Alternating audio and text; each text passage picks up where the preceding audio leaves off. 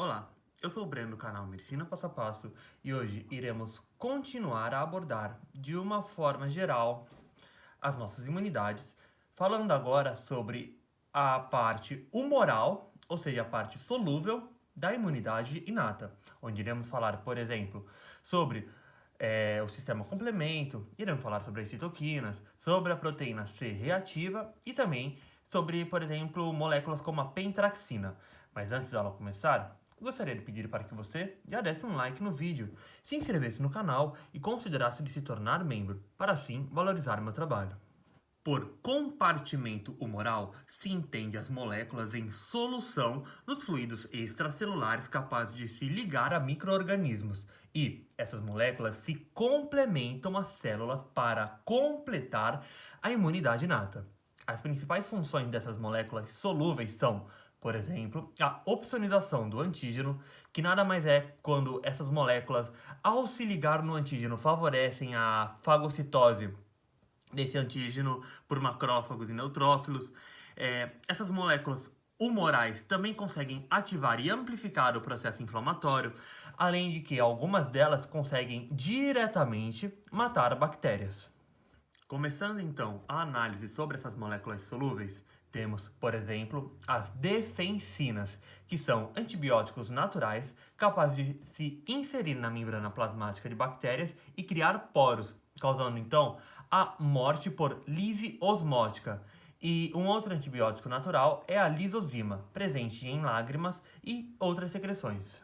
Outras moléculas solúveis são as lectinas, que se associam para formar trímeros, que vão possuir porções capazes de reconhecer carboidratos, permitindo assim uma ligação na parede celular de algumas bactérias.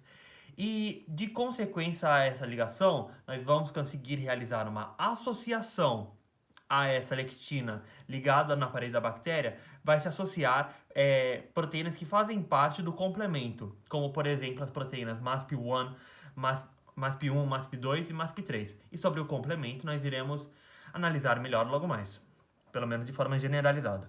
Já a proteína C reativa é uma das primeiras moléculas que se procura em um exame de sangue, pois essa proteína, caso esteja acima de um determinado nível, indica uma inflamação aguda, pois essa proteína C reativa, juntamente com outras proteínas, trabalham na resposta imunitária inata. As moléculas que agem na fase aguda da inflamação são liberadas pelo fígado após o estímulo de citoquinas pró-inflamatórias, que foram produzidas em grandes quantidades, pois, caso as citoquinas produzidas não ultrapassassem um determinado limiar, essas citoquinas não iriam interagir de forma satisfatória com o fígado e não iria se ativar uma resposta inflamatória aguda.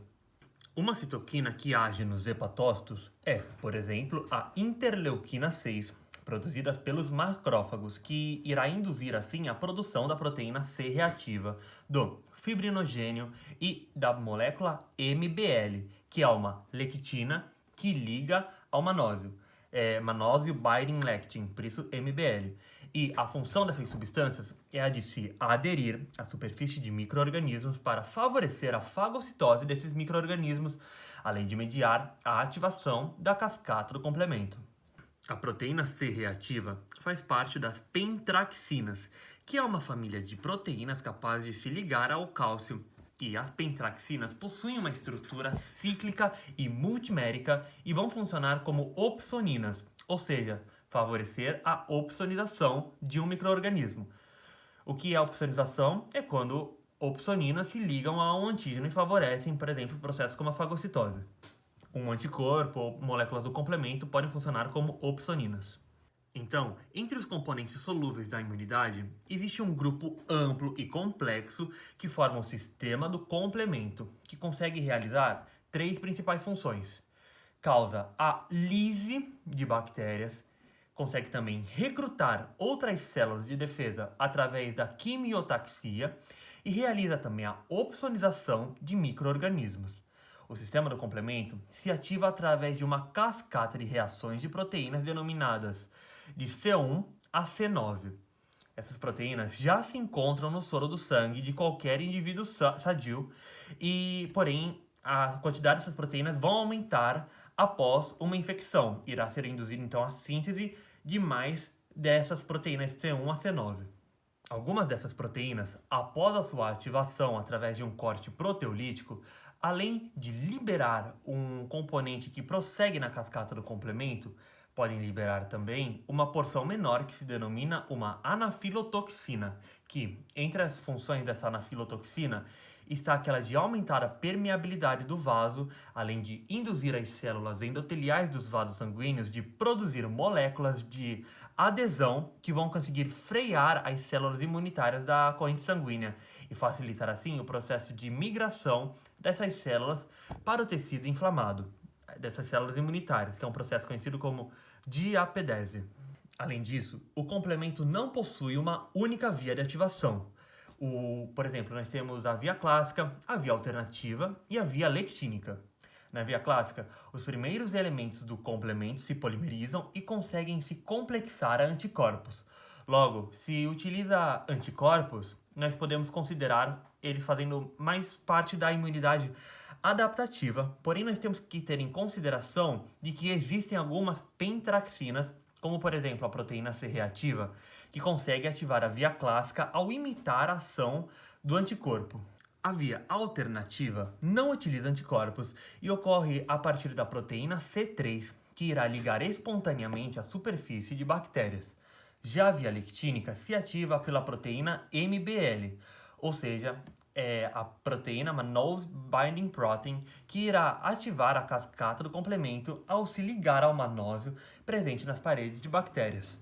E por fim, temos nos nossos componentes solúveis da imunidade as citoquinas, que são fatores que não necessariamente estão intrinsecamente relacionados à imunidade inata, ou também intrinsecamente relacionados à imunidade adaptativa. As citoquinas são moléculas que realizam múltiplas ações sobre múltiplos alvos e elas também induzem a ativação de uma cascata de ativação, da mesma forma que o complemento se ativa. As citoquinas, elas podem ter uma ação pró-inflamatória ou até mesmo uma ação anti-inflamatória. E dessa forma, elas conseguem coordenar diversos processos imunológicos. Mas a ação das citoquinas são múltiplas e eu irei mencionar elas no detalhe em próximas aulas. Agora, eu quero aproveitar o final dessa aula em que nós abordamos diversos conceitos para analisarmos o quadro geral da resposta inflamatória aguda, que pode possuir 4 principais características, como por exemplo o avermelhamento, o inchaço, o calor e a dor. Vamos supor que uma bactéria consiga ultrapassar a nossa pele e causar uma infecção dentro do nosso organismo. Bem, a entrada dessa bactéria no nosso organismo irá ativar a via alternativa do complemento e, caso o corpo já possua anticorpos derivantes de uma infecção pregressa dessa bactéria, também irá se ativar a via clássica do complemento. As anafilotoxinas derivantes da cascata de ativação do complemento conseguem agir nos mastócitos, induzindo a sua degranulação e a liberação da histamina presente nesses grânulos, induzindo assim uma vasodilatação dos vasos perto da região da infecção. As anafilotoxinas e outras moléculas também conseguem induzir a diapedese através de uma ação quimiotática, enquanto os componentes do complemento conseguem opsonizar algumas bactérias e induzir uma fagocitose por parte dos macrófagos teciduais, que também irão começar a produzir citoquinas pró-inflamatórias e mais fatores quimiotáticos que vão estimular ainda mais a diapedese. E a diapedese, por sua vez, irá trazer neutrófilos que descarregam seus grânulos no meio extracelular, podendo amplificar os danos teciduais e, de consequências, também amplificar o processo inflamatório.